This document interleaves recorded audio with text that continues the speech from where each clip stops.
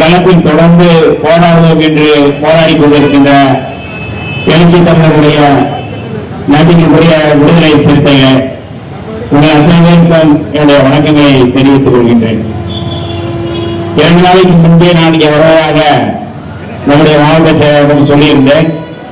ஆனால் அன்றைக்கு தான் நான் அங்கே தலைவர் அவர்கள் நாளை முள்ளிவாய்க்கால் நினைவேந்தல் கூட்டம் தொடர்பான ஆலோசனை கூட்டம் இருக்கிறது என்று தலைவர் அவர்கள் சொல்லியிருக்கார்கள். அது அன்றைக்கு வர முடியவில்லை. ஆனால் இன்றைக்கு முதல் திண்டிவனம் தொகுதியிலே உள்ள நுழைமுறையே போராட்ட களத்திற்கு வந்திருப்பது என்பது பெரிய மகிழ்ச்சியாக இருக்கின்றது. எனவே நாம் போராட்ட களத்திலே நின்றுதான் நாம் சுரந்து கொண்டிருக்கின்றோம். இப்படிப்பட்ட சூழலில் திராவிடர் கழகம் முதலில் இந்த போராட்டத்தை தமிழ்நாடு முழுக்க இதை ஒருங்கிணைத்திருக்கின்றது. ஆகவே திராவிடர் கழகத்திற்கு முதலினுடைய நன்றியை தெரிவித்துக் கொள்கின்றேன். ஏனென்றால் இந்த போராட்ட களத்திற்கு அழைத்தது அவர்கள்தான். இரண்டாவதாக நான் இந்த தொகுதி மக்களுக்கு இது நம்முடைய தொகுதி என்கின்ற வகையில நம்முடைய சேரன் அவர்கள் சொன்னார், தேர்தல் பரப்புரையின் போதே இனி திண்டி வனம் அல்ல திண்டி வளம் என்று சொல்லக்கூடிய வகையினுடைய செயல்பாடுகள் இருக்கும் என்று நான் சொல்லியிருந்தேன். அதை நினைவுபடுத்தியிருந்தார்கள். ஆகவே இந்த தொகுதியை திண்டி வளமாக்குகின்ற வகையிலே மிகச் சிறப்பான செயல் திட்டங்கள் நலத்திட்டங்கள் எல்லாவற்றையும் கொண்டு வருவதற்கான அத்தனை வேலைகளையும் நாம் செய்ய வேண்டிய தேவை இருக்குது. கட்டாயம் அதை செய்வோம். நாம் என்ன சொன்னோமோ அதை கட்டாயம் செய்வோம். இந்த 5 ஆண்டுகள் என்பதை மட்டும் தரத்தில் உறுதி சொல்லி தொகுதி மக்களுக்கு மீண்டும் என்னுடைய நன்றியை தெரிவித்துக் கொள்கின்றேன். சட்டப்பேரவையை நான் நன்றியை தெரிவித்திருந்தேன். ஆனாலும் தொகுதிக்குள் வந்து நன்றி சொல்வது என்பது மிக முக்கியமானது. அந்த வகையிலே தொகுதி மக்களுக்கு என்னுடைய நன்றியை பொற்பாதங்களில் நான் செலுத்த கடமைப்பட்டிருக்கின்றேன்.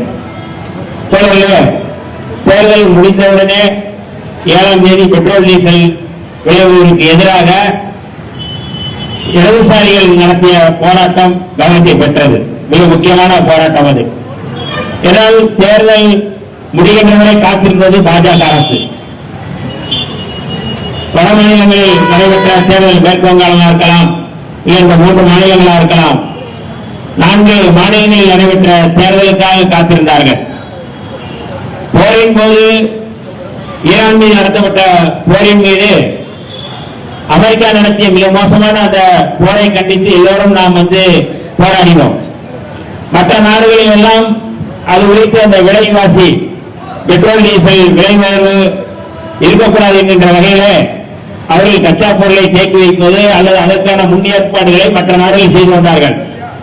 ஆனால் மோடி அரசு நாங்கள் எல்லாம் ஏற்கனவே அதைதான் செய்து வைத்திருக்கின்றோம். விலைவாசி உயர்வு என்பது இருக்காது, அடித்தட்டு மக்களுடைய வயிற்றில் நாங்கள் அடிக்க மாட்டோம் என்று மோடி வழக்கமான பொய்யை கட்டவிழ்த்து விட்டார்கள். இந்தியாவிலே அல்லது உலகத்திலே ஒரு பொய்யர் யார் என்றால் அவர் மோடியாகத்தான் இருக்க முடியும். பொய்யை தவிர ஒரு வாயில் எதுவுமே வராது. எந்த இடத்துக்கு போனாலும் பூசாம பொய்யை சொல்லக்கூடிய ஒரு பிரதமரை நாம் பெற்றிருக்கின்றோம். ஏன் இதை சொல்கிறேன் என்றால் தேர்தல் முடிந்தவுடனே விலைவாசியை அவர் கூட்டிவிட்டார். பெட்ரோல் டீசல் விலை கூட்டிடுச்சு. இன்னும் கூடுதலா நம்ம கிட்ட அட்வைஸ் பண்றாரு, தங்கம் 1 வருஷத்துக்கு நீங்க வாங்காதீங்க.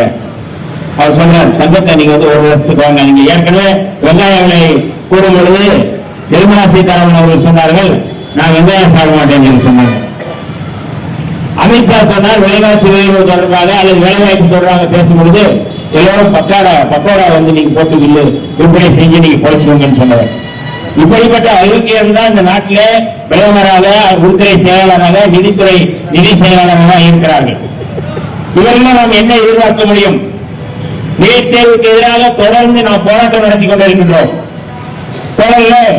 எல்லோருக்கும் தெரியும், முதலில் இந்த போராட்டத்தை தொடங்கி வைத்தது 2017 நம்முடைய சகோதரி அனிதாதான் தீக்குளித்து தற்கொலை செய்து மாட்டார்.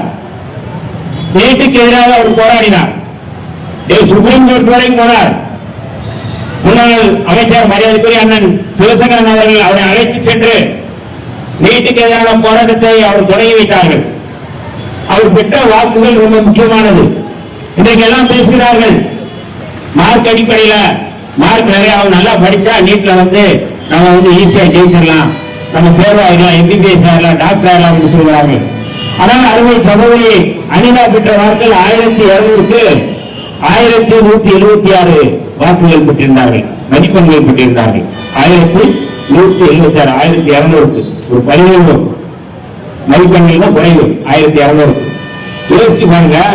12 ஆண்டுகள் நீங்கள் படித்து எம்பிபிஎஸ்க்கு கனவு, டாக்டர் ஆகும் என்கின்ற கனவு, அந்த கனவுக்காக அந்த 12 ஆண்டுகள் அவர் படித்து முடித்துவிட்டு மீண்டும் ஓராண்டு நான் நீட்டுக்கு படிக்க வேண்டும், நீட்டு தேர்வு எழுத வேண்டும் என்றால் அவர் பெற்ற மதிப்பெண் என்னவாகும்? 1176 மதிப்பெண்களும் வீணாகி போய்விட்டது. ஆகவேதான் அதனுடைய நம்பிக்கை இழந்து நாம் டாக்டர் ஆக மாட்டோம், நம்முடைய கனவு என்னவாகிறது, நம்முடைய வீட்டுடைய நிலைமை என்னவாகிறது, நாம் இன்றைக்கு அன்றாட காட்சியாக இருக்கின்றோம், நாம் படித்து இந்த குடும்பத்தை காப்பாற்ற வேண்டும், அடுத்த தலைமுறையை பாதுகாக்க வேண்டும் என்கின்ற அடிப்படையில் தான் சகோதரி அனிதா அந்த நம்பிக்கையை இழந்து அன்றைக்கு தற்கொலை செய்து கொண்டார்கள்.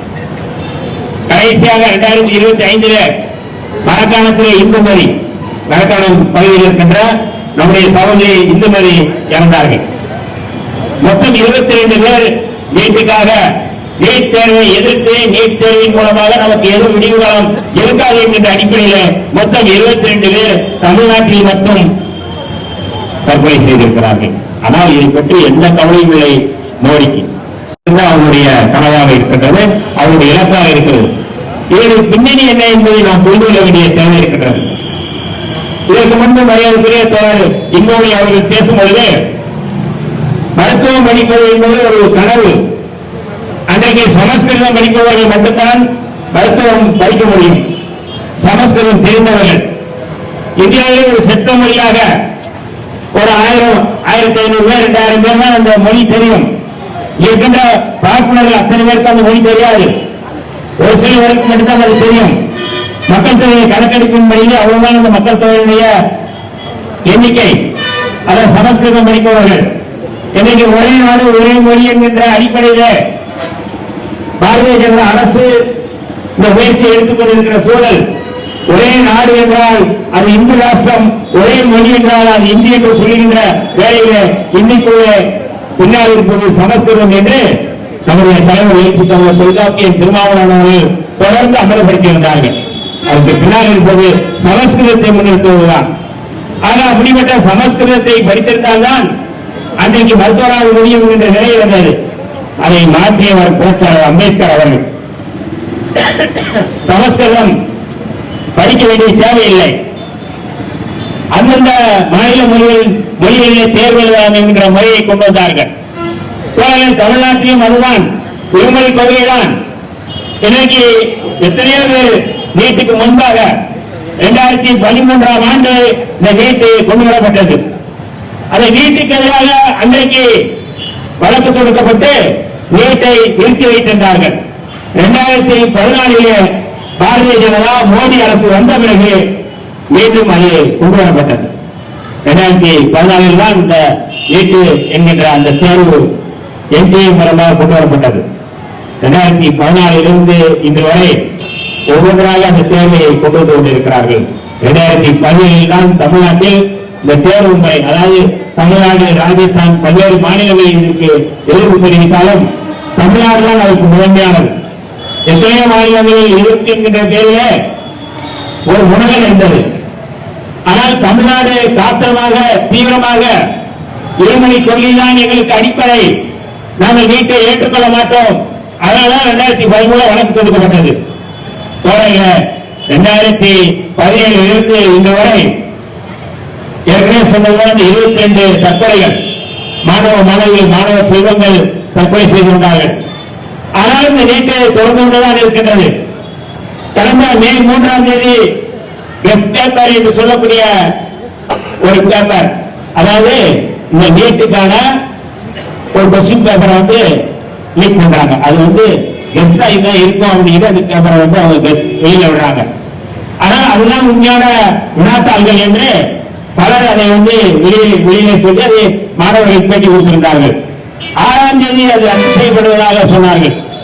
மீண்டும் 22ஆம் தேதி அந்த தேர்வை நாங்கள் வைக்கப் போகிறோம் என்று சொல்கிறார்கள். கடந்த காலங்களில் குஜராத்தா இருக்கட்டும், கடந்த காலங்களில் ராஜஸ்தானா இருக்கட்டும், மற்ற வட மாநிலங்களில் இருக்கின்ற பல்வேறு இடங்களிலே தேர்வு எழுதுவதற்கு முன்பாக எத்தனை பேப்பர் வாங்க வேண்டும், எவ்வளவு லஞ்சம் பெறப்பட்டது, அந்த கொஸ்டின் பேப்பரை எப்படி வாங்கிக் கொள்வது என்கின்ற அடிப்படையில் அது அம்பலமானது. இரவு பேட்டி கொடுத்திருந்தார்கள். அதுவே இந்த தேர்வு முறை என்பது, இந்த நீட் தேர்வு முறை என்பது குறிப்பிட்ட சமூகத்தை சேர்ந்தவர்கள் எம்பிபிஎஸ் ஆகுவதற்கு, டாக்டர் ஆகுவதற்கு வழிவகை செய்யக்கூடியது என்கிற அடிப்படையில் தான் தமிழ்நாடு அரசு இது குறித்து ஒரு ஆய்வு செய்ய வேண்டும் என்று ஏ.கே. ராஜன், நீதியரசர் ஏ.கே. ராஜன் அவருடைய தலைமையில ஒரு குழுவை நியமித்தது. தோழர்களே, அந்த குழுவில பல்வேறு பரிந்துரைகளை செய்திருந்தார்கள். அதை ஆய்வு செய்திருந்தார்கள். அந்த பரிந்துரையில அந்த ஆய்வு மிக முக்கியமானது 2017க்கு முன்பு அல்லது 2017க்கு முன்பு யாரெல்லாம் இந்த நீட்டில யாரெல்லாம் தேர்ச்சி பெற்றிருக்கிறார்கள், எப்படி அவர்கள் தேர்ச்சி பெற்றார்கள், ஒரு ஆய்வை அவர்கள் செய்திருக்கிறார்கள். அந்த ஆய்வை தோழர்களே, கிராமப்புற மாணவர்கள் யாருமே தேர்ச்சி பெறுவதில் மிகவும் மிக குறைவு. மொத்தம் 22 லட்சம் பேர் இந்த முறை எழுதுகிறார்கள். அவர்கள் அந்த விண்ணப்பத்திலே அவர்கள் வெளியிட்ட அறிக்கையிலே 22 லட்சம் பேர் என்று சொல்கிறார்கள். ஒவ்வொரு ஆண்டும் அது கூட்டிக்கொண்டே இருக்கின்றது. இந்த 22 லட்சம் பேரில 1 லட்சத்திற்கும் குறைவுதான் கிராமப்புற மாணவர்கள் என்று நாம் அதில் தெரிந்து கொள்ள முடிகின்றது. ஏனென்றால் ஏ.கே. ராஜன் அவருடைய அந்த அறிக்கையில கடந்த திமுக அரசு, திராவிட மாடல் அரசு, மரியாதைக்குரிய முத்துவேல் கருணாநிதி ஸ்டாலின் அவர்கள் முதலமைச்சர் ஆனவுடன் 2021 ஏனென்றால் நீட்டுக்கு எதிராக அவர்கள் சொன்னது, நீட்டை நாங்கள் கொண்டு வந்தால் நாங்கள் தடுப்போம், அதை கொண்டு வர மாட்டோம் என்று வாக்குறுதி கொடுத்த அந்த வாக்குறுதியில் முக்கியமானது நீட்டை நாங்கள் தடுப்போம் என்று சொன்னது. அந்த அடிப்படையில் நீட்டுக்கு எதிரான பல்வேறு முயற்சிகளை அவர்கள் மேற்கொண்டார்கள். சட்ட போராட்டத்தை முன்னெடுத்தார்கள். 2021 உச்ச நீதிமன்றத்திலே அது குறித்து வழக்கு தொடுக்கப்பட்டது. 2021 ஏனென்றால் 2021 சட்டப்பேரவை நிறைவேற்றிய அந்த தீர்மானத்தை ஆளுநர், அன்றைக்கு இருந்த ஆளுநர் ரவி அவர்கள் அதை திரும்ப அனுப்பினார்கள். மீண்டும் 2022 மீண்டும் ஒரு தீர்மானத்தை நிறைவேற்றி ரவிக்கு அனுப்பினார் நம்முடைய முதல்வர், அன்றைய முதல்வர் முத்துவேல் கருணாநிதி ஸ்டாலின் அவர்கள். அதை உடனே அவர்கள் வாங்கிக் கொண்டு ஆளுநருக்கு அனுப்புகிறார்கள், குடியரசுத் தலைவருக்கு அனுப்புகிறார்கள். அது குறித்து வழக்கு தொடுக்கப்பட்டது. மொத்தம் 10 மசோதாக்கள் பெண்டிங் இருக்கு. ஆளுநருக்கு வேலை இல்லை. ஆளுநர் ரவி நீ திருப்பி அனுப்பக்கூடிய எந்த உரிமையும் உனக்கு இல்லை, அல்லது பெண்டிங் வைக்கக்கூடிய உரிமை உனக்கு இல்லை என்று அன்றைக்கு தமிழ்நாடு முழுக்க திராவிட முன்னேற்ற கழகம் எடுத்த போராட்டமாக இருக்கட்டும், அல்லது விடுதலை சிறுத்தைகள் நடத்திய போராட்டம், அத்தனை போராட்டங்களிலும் விடுதலை சிறுத்தைகள் பங்கெடுத்து ஆளுநர் ரவிக்கு எதிராக நம்ம போராட்டத்தை முன்னெடுத்தோம். ஒளிபெற்றவர்கள் என்று நாங்கள் அமல்படுத்தினோம். ரவி போன்றவர்கள் ஒரு சனாதன பேர்வழி, அவர்களாம் இருக்கின்ற அந்த மசோதாக்களை பெண்டிங் போடுகிறார், எப்படி மோசமான ஒருத்தராக இருக்கிறார் என்று அன்றைக்கு நாம் அமலப்படுத்தினோம். வழக்கும் கொடுக்கப்பட்டது. அந்த வழக்கிலே விடுதலை சிறுத்தைகள் உச்ச நீதிமன்றத்திலே அந்த வழக்கிலே நாங்கள் சேர்ந்தோம். இன்றைக்கு 2023 இறுதியாக திமுக சார்பிலே நம்ம வில்சன் அவர்கள் போட்ட வழக்கு மிக முக்கியமானது. அந்த வழக்கில அடிப்படையான ஒரு செய்தியை சொல்லி அந்த வழக்கிலே போட்டிருந்தார்கள். அந்த வழக்கு என்பது இது கூட்டாட்சிக்கான இந்தியா, இந்த கூட்டாட்சி இந்தியாவில் நீட் போன்ற தேர்வை கொண்டு வருவது மாநில உரிமைக்கு எதிரானது, கூட்டாட்சி தத்துவத்துக்கு எதிரானது. அடிப்படை இன்றைக்கு இருக்கின்ற புரட்சியாளர் அம்பேத்கர் யாத்து தந்த அரசியலமைப்பு சட்டத்துக்கு இந்த நீட் எதிரானது என்று வழக்கு தொடுக்கப்பட்டது. அது இன்றைக்கு இருக்குது. ஏன்னா ஏற்கனவே நீதியரசர் பதிவாளா போன்றவர்கள் போட்ட வழக்கு சட்டசபைக்கு எதிராக இருக்கிறது என்று அந்த வழக்குக்கு அந்த நீதிமன்றத்துக்கு எதிராகத்தான் நம்ம அந்த வழக்கை தொடுத்திருக்கின்றோம் தோழர்களே. ஆக இன்றைக்கு 2017 இந்த வழக்கை நாம் தொடர்ந்து நடத்தி வருகின்றோம். இன்னும் பெண்டிங் இருக்கின்றது. ஆனால் இத்தனை பேர் 22 பேர் கொல்லப்பட்டிருக்கிறார்கள். படுகொலை தான், நிறுவன படுகொலை. நீட் என்கிற ஒன்றிய அரசு, பாஜக அரசு, மோடி அரசு நடத்திய படுகொலை. இந்த படுகொலையை கண்டித்துதான் இன்றைக்கு எத்தனையோ மாணவர்கள் இன்றைக்கு மிக மோசமாக, மிக தீவிரமாக இந்த போராட்டத்தை முன்னெடுத்துக் கொண்டிருக்கிறார்கள். அந்த வகையில திராவிடர் கழகம் எப்பொழுதுமே மக்களுக்கான போராட்டத்தை முன்னெடுக்கின்ற ஒரு பேர் இயக்கம். மரியாதைக்குரிய ஆசிரியர் வீரமணி ஐயா அவர்கள் பேசும்பொழுது எப்பொழுதும் சொல்வார்கள்,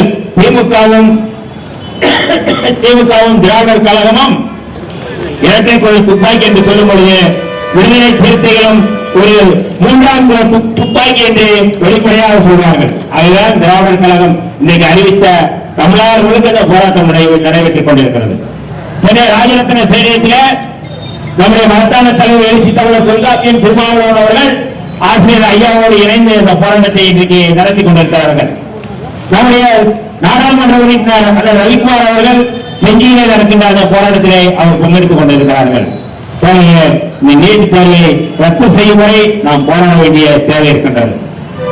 ஆனால் போராட்ட களத்திலே பங்கெடுக்கக்கூடியவர்கள் மாணவர்கள், மாணவ மாணவிகள். இந்த களத்திலே அரசியல் கட்சி தான் இங்கே போராடி கொண்டிருக்கின்றோம். பங்களாதேஷில் எப்படி ஜென்சி என்று இளைஞர்கள் படை மாணவர்கள் மிகப்பெரிய போராட்டத்தை முன்னெடுத்து ஆட்சி மாற்றத்தை கொண்டு வந்தார்கள். ஆனால் இங்க இருக்கின்ற மாணவர்கள் மாணவிகள் நீட் என்பது மிக மோசமானது. அது முதற்கல்வி திட்டத்தை கொண்டு வருவதற்கான ஒரு மறைமுக செயல் திட்டம். வர்ணாசிரமத்தை கொண்டு வருகின்ற ஒரு சமாதானத்தை கொண்டு வருகின்ற மிக மோசமான சதித்திட்டம். அந்த சதித்திட்டத்தை முறியடிப்பதற்கு அரசியல் கட்சிகள் மட்டுமல்ல, மாணவ மாணவிகள் இளைஞர்கள் இந்த களத்திலே கொண்டு வந்தால்தான் உள்ளே கொண்டு வந்து போராட்ட களத்திற்கு வந்தால்தான் இந்த நீட் தேர்வை நாம் ரத்து செய்ய முடியும். சட்ட ரீதியாக கொண்டு வந்தால் இன்னைக்கு நீதிமன்றத்தில் யார் இருக்கிறார்கள்? புகழ் போட்டுக் கொண்டு சனாதனத்தான் நல்லது என்று சொல்லக்கூடிய பார்ப்பனர்கள் அங்கே உட்கார்ந்திருக்கிறார்கள். அதில் ஒரு நீதிபதி ஜி.ஆர். சாமி அவர்களுக்கு தெரியும். அவர் வெளிப்படையாக சொல்றாரு, நான் அரசியல் அமைப்பு சட்டமோ சாட்சியோ தரவுகளோ எனக்கு தேவையில்லை, நான் சனாதனத்தின் அடிப்படையில் தான் நான் இங்கே செயல்படுகிறேன் என்று சொல்கிற ஒரு சங்கியாக இன்றைக்கு இருக்கக்கூடியவர் ஜி.ஆர். சாமிநாதன் போன்றவர். அதையெல்லாம் எதிர்கொள்வது எப்படி? இன்னைக்கு நீதிமன்றமாக இருக்கட்டும் அல்லது வேறு எந்த துறையாக இருக்கட்டும், எல்லாம் இன்றைக்கு RSS மயப்படுத்தப்பட்டிருக்கின்றது. இதெல்லாம் நாம் எதிர்க்க வேண்டிய தேவை இருக்கின்றது. ஆக இப்படிப்பட்ட ஒரு சூழலில் இந்த நீட் தேர்வுக்கு எதிராக எத்தனையோ சட்டங்களை கொண்டு வருகிறது பாஜக அரசு, மோடி அரசு. இன்றைக்கு அடித்தட்டில் இருக்கின்ற பார்ப்பனர் அல்லாத சமூகத்தை சேர்ந்தவர்கள் இன்றைக்கு முன்னேறி வருவதிலோ அல்லது வேலை வாய்ப்பிலோ அத்தனை இடங்களிலும் அவர்கள் நம்மை புறந்தள்ளிக் கொண்டிருக்கிறார்கள். இன்னைக்கு இடஒதுக்கீட்டை நீர்த்து செய்கின்ற வகையில, இடஒதுக்கீட்டை ரத்து செய்கின்ற வகையில EWS என்று சொல்லி அதை கொண்டு வந்து, அதாவது அதிலேயே முன்னேறிய சமூகத்தில் பின்னேறியவர்களாம் பார்ப்பனர்கள் தான்.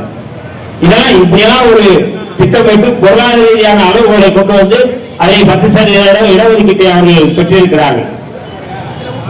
ஒட்டுமொத்தமாக இன்றைக்கு பொதுத்துறை நிறுவனங்களை தனியார் மயப்படுத்திக் கொண்டிருக்கிறார்கள்.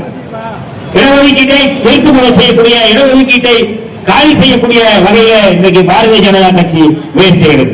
இந்த சூழலில் தான் தமிழ்நாட்டை பாதுகாக்க வேண்டிய பொறுப்பு யாருக்கு இருக்கிறதோ இல்லையோ, இன்றைக்கு விடுதலை சிறுத்தைகளுக்கு இருக்கிறது, திராவிடர் கழகத்திற்கு இருக்கிறது, திமுகவுக்கு இருக்கிறது என்கிற அடிப்படையில் தான் இந்த போராட்டத்தை தமிழ்நாட்டிலே நாம் நடத்தி கொண்டிருக்கிறோம். தோழர்களே, இன்றைக்கு மாணவ செல்வங்கள், இளைஞர்கள் இந்த களத்தை அவர்களுடைய எதிர்காலம், அது அவருடைய எதிர்காலம் மட்டுமல்ல, தமிழ்நாட்டுடைய எதிர்காலம். கல்வியின் மூலமாக பார்ப்பனியத்தை RSS மயப்படுத்துகின்ற ஒரு முயற்சியை செய்து வருகிறார்கள். இதை தடுத்து நிறுத்த வேண்டிய பொறுப்பு இன்றைக்கு மாண்புமிகு முதல்வர் ஜோசப் விஜய் அவர்களுக்கு இருக்கிறது என்பதை இந்த இடத்தில் நாம் சொல்ல வேண்டிய தேவை இருக்கின்றது. கடிதம் எழுதிவிட்டு அதற்கான விளக்க வேண்டும் என்று சொன்னால் போதாது. சட்ட ரீதியாக ஏற்கனவே கடந்த அரசு, திமுக அரசு என்னென்ன வழக்குகள் போட்டிருக்கிறது. அடிப்படையில் இது கூட்டாட்சி தத்துவத்துக்கு எதிரானது. அடிப்படையில் இது அம்பேத்கர் யாத்தி தந்த அரசியலமைப்பு சட்டத்துக்கு எதிரானது. அந்த அடிப்படையில் போடப்பட்ட அந்த வழக்கில் இணைத்துக் கொண்டு இதை எப்படியாவது முறியடிக்க வேண்டும் என்பதுதான் எல்லோருடைய எண்ணமும், எல்லோருடைய இலக்கும், எல்லோருடைய விருப்பமும். அந்த வகையில் இந்த அரசு முதல் வெற்றியாக இன்றைக்கு நீட் தேர்வை ரத்து செய்கின்ற வேலையை செய்ய வேண்டும். அதற்கு எப்போதும் விடுதலை சிறுத்தைகள் சட்டங்களில் உள்ளேயும் நாங்கள் ஆதரவாக இருப்போம், வெளியே ஆதரவாக இருப்போம். ஏனென்றால் இது மக்களுடைய பிரச்சனை. வச்சுக்கிட்டு நீங்க யோசனை பார்க்கிற ஆலோசனை வைக்கக்கூடாது என்பதுதான் என்னுடைய கோரிக்கை. அதை சட்டமன்றத்திலே கோரிக்கை வைத்தோம். அது உடனடியாக அதை ஒரு முதிர்ச்சியான ஒரு நடவடிக்கையாக மரியாதைக்குரிய முதல்வர் அவர்கள் உடனடியாக அதை திரும்ப பெற்றார்கள். மக்களுடைய பிரச்சனையை நாங்கள் ஆதரவு கொடுத்தாலும் மக்களுடைய பிரச்சனைக்காக நாங்கள் தொடர்ந்து குரல் கொடுப்போம், சட்டசபைக்குள்ளேயும் குரல் கொடுப்போம். ஆதரவு கொடுத்ததுனால எல்லாமே நாங்கள் ஆதரவு அல்ல. 2 உறுப்பினர்கள் தேவை. காங்கிரஸ் ஆதரவு கொடுத்து விட்டது. இடதுசாரி இந்திய கம்யூனிஸ்ட் கட்சி, மார்க்சிஸ்ட் கம்யூனிஸ்ட் கட்சி ஆதரவு கொடுத்து விட்டார்கள். எங்க விடுதலை சிறுத்தைகள் 2 இடங்கள் ஆதரவு கொடுத்தால்தான் இந்த ஆட்சியை பெரும்பான்மை நிரூபிக்க முடியும் என்கிற நிலை. நம்முடைய தலைவர் எழுச்சி தமிழர் தொல்காப்பியன் திருமாவளவன் அவர்களுக்கு மரியாதைக்குரிய விஜய் அவர்கள் ஆதரவு கேட்டு கடிதம் எழுதினார் 9ஆம் தேதி. அந்த கடிதத்தின் அடிப்படையில் நம்முடைய தலைவர் அவர்கள் உயர்நிலைக்குழு கூட்டத்தை கூட்டி ஆதரிப்பதா இல்லையா என்கின்ற ஒரு விவாதம் நடைபெற்றது. அப்போதும் சொன்ன 2 செய்திகள் மிக முக்கியமானது. ஏன் ஆதரிக்க வேண்டும் என்கின்ற அந்த கோரிக்கை, அதற்கான காரணம் என்பது மிக முக்கியமானதாக நான் பார்க்கின்றேன். எப்படியாவது RSS பாஜக கவர்னர் என்ற பெயரில், கவர்னர் ஆட்சி என்கின்ற பெயரில் அவர்கள் ஆட்சி அமைக்க முயற்சி செய்கிறார்கள் என்கின்ற மிக முக்கியமான செய்தி. இரண்டாவது, எங்களால் விடுதலை சிறுத்தைகளால் இந்த ஆட்சி கவிழ்ந்து விட்டது, ஆட்சி அமைக்காமல் போய்விட்டது என்கின்ற பழிபாவங்களை விடுதலை சிறுத்தைகள் சுமக்கக்கூடாது. இந்த 2 காரணங்களை சொல்லிதான் இந்த ஆதரவை நம்முடைய தலைவர் அவர்கள் அறிவித்திருந்தார்கள். இன்றைக்கு இந்த அரசு, ஏற்கனவே நாம் சொல்றோம், புரட்சியாளர் அம்பேத்கர் அவர்கள் இரட்டை வாக்குரிமை குறித்து பேசியிருக்கிறார்கள். இரட்டை வாக்குரிமை குறித்து, இந்த இரட்டை வாக்குரிமைக்காகத்தான் இந்த ஆட்சியே அமைந்திருக்கின்றது. 2 விடுதலை சிறுத்தைகளுடைய இரட்டை வாக்குரிமைக்காகத்தான். விடுதலை சிறுத்தைகளால் தான், விடுதலை சிறுத்தைகள் கொடுத்த ஆதரவால் தான் இன்றைக்கு இந்த அரசு அமைக்கப்பட்டிருக்கின்றது. அதை இப்படிப்பட்ட ஒரு சூழலில் விடுதலை சிறுத்தைகள் இந்த களத்தில் என்ன மாதிரியான செயல்பாடுகள் முன்னெடுக்க முடியும்? இந்த மக்களுக்காக, இந்த நாட்டுக்காக, மாநில உரிமைக்காக, தேசியத்துடைய அடையாளத்துக்காக, சனாதனத்துக்கு எதிராக, பாஜகவுக்கு எதிராக, RSS எதிராக தமிழ்நாட்டில் தொடர்ந்து இந்த களத்திலே சமரசம் இல்லாமல் நிற்கக்கூடிய ஒரு பேரியக்கம் விடுதலை சிறுத்தைகள் என்பதை நாங்கள் சட்டப்பேரவையில் மக்கள் மன்றத்திலே நாங்கள் களமாடுவோம். எந்த நேரத்திலும் நாங்கள் பின்னடைவை சந்திக்க மாட்டோம். ஆதரவு கொடுத்தாலும் எப்போதும் திராவிட முன்னேற்ற கழகம், திராவிடர் கழகம் இருக்கின்ற இயக்கங்கள், மக்களுக்காக போராடக்கூடிய இயக்கங்கள் தோழமையோடு தான் செயல்பட்டுக் கொண்டிருக்கிறோம், தோழமையோடு தான் இயங்குவோம் என்று எங்களுடைய தலைவர் எழுச்சி தமிழர் தொல்காப்பியன் திருமாவளவன் அவர்கள் அன்றைக்கு ஊடகங்கள் சந்திப்பில் சொன்னார்கள். ஆகவே போராட்ட களத்தில் நாம் தொடர்ந்து களமாட வேண்டிய தேவை இருக்கின்றது. இந்திய ஒன்றிய அரசு, பாஜக அரசு நீட் தேர்வை ரத்து செய்ய வேண்டும். ரத்து செய்யும் வரை எங்களுடைய போராட்டம் தொடரும். விடுதலை சிறுத்தைகள் களத்திலே நிற்போம் என்று சொல்லி வாய்ப்புக்கு நன்றி விடைபெறுகிறேன். நன்றி, வணக்கம்.